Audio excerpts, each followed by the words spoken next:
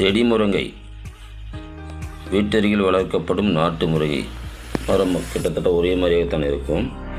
ஆனால் இது காட்டு முருங்கை மரமானது கொஞ்சம் வித்தியாசமாக காணப்படுகிறது.